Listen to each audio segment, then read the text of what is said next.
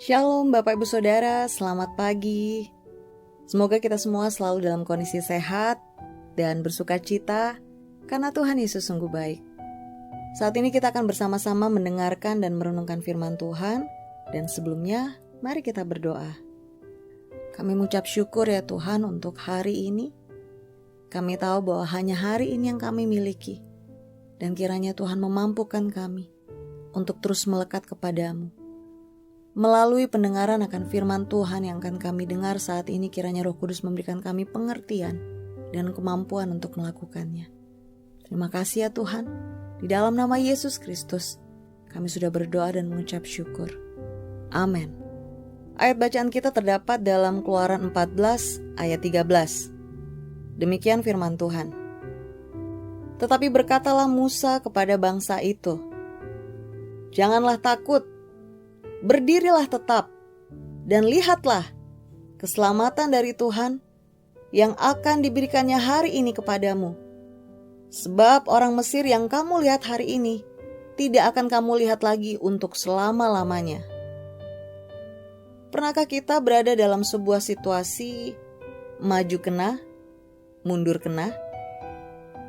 Maksud saya adalah situasi di mana jalan di depan kita seolah-olah buntu, tapi untuk berbalik arah atau mundur juga sudah tidak bisa.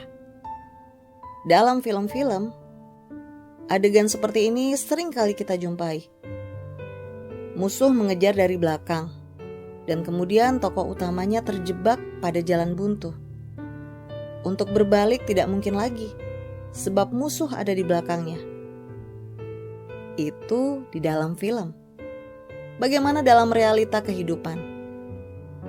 Misalnya, bagaimana jika kita bertetangga dengan orang yang sulit, yang selalu mencari masalah dan membuat kita lelah dalam kekesalan berkepanjangan? Jalan keluarnya mungkin pindah, tapi pindah rumah bukanlah sesuatu yang gampang. Atau contoh lain, bagaimana jika Anda tidak lagi kerasan bekerja di kantor karena pekerjaan yang begitu berat dengan gaji yang tidak sebanding? Atau teman-teman sekerja yang menjengkelkan, bos yang kasar, tapi untuk mencari kerja baru saat ini tidaklah mudah. Pengalaman-pengalaman maju kena, mundur kena, seringkali menimpa hidup kita. Bapak Ibu Saudara, hari ini saya diingatkan oleh sebuah kisah yang sudah tidak asing lagi bagi kita semua. Sewaktu bangsa Israel baru keluar dari perbudakan di Mesir, tetapi ternyata Raja Firaun berubah hati dan tidak rela melepaskan mereka. Saudara bisa baca di Keluaran 14 ayat 5. Dia kemudian mengejar bersama 600 kereta yang dikendarai para perwiranya. Keadaan menjadi sulit karena di depan bangsa Israel terbentang Laut Teberau yang juga dikenal dengan nama Laut Merah. Sementara di belakang ada ratusan tentara Firaun. Bangsa Israel pun terjepit. Menghadapi situasi demikian, bangsa Israel pun menjadi ketakutan dan panik. Mereka pun mulai menyalahkan Musa dan mengatakan bahwa lebih baik menjadi budak ketimbang terjebak dalam situasi terjepit seperti itu. Lalu apa jawaban Musa? Seperti apa yang tertulis pada ayat bacaan hari ini, Musa mengingatkan mereka akan 3 hal.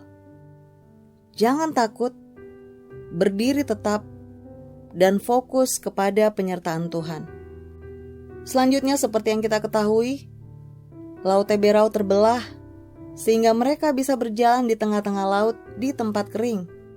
Air menjadi tembok kuat buat mereka.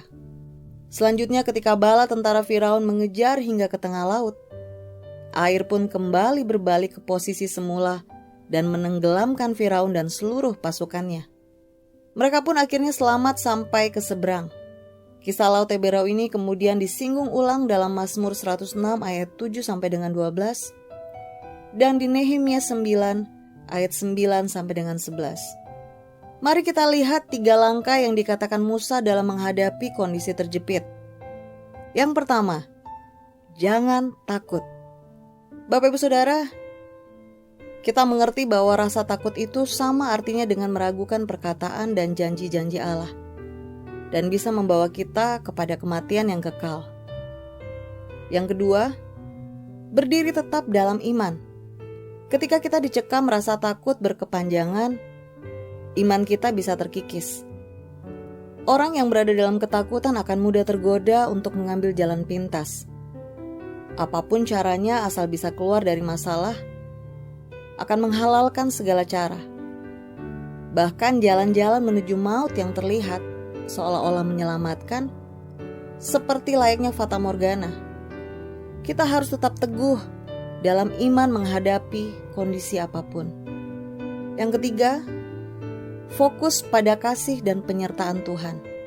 Pada kisah Laut Teberau, kita tahu bahwa penyertaan Tuhan yang luar biasa untuk mengeluarkan bangsa Israel dari situasi terjepit.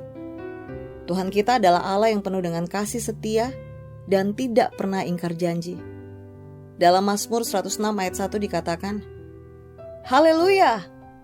Bersyukurlah kepada Tuhan, sebab Ia baik, bahwasanya untuk selama-lamanya kasih setianya. Karena itu saudara, kita tidak perlu ragu. Tetaplah berdiri teguh dalam iman dalam situasi sesulit apapun. Mari kita jalani hidup walau seberat apapun, dengan penyerahan diri dan pengharapan. Jangan takut.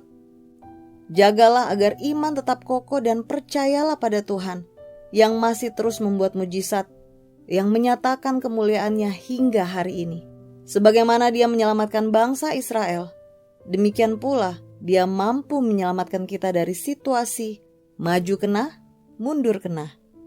Dalam situasi seperti apapun, percayalah bahwa Allah selalu menyertai kita dengan kasih setianya. Amin. Kiranya renungan pagi ini bisa menjadi berkat bagi Bapak Ibu Saudara dan menjadi suatu kekuatan yang baru. Dan sebelum kita melakukan aktivitas kita, mari kita berdoa terlebih dahulu.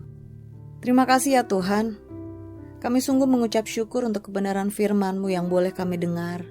Kami diingatkan kembali bahwa apapun situasi kami, apapun kondisi masalah yang sedang kami alami, kami terlalu percaya bahwa Tuhan Yesus masih sanggup untuk membuat mujizat.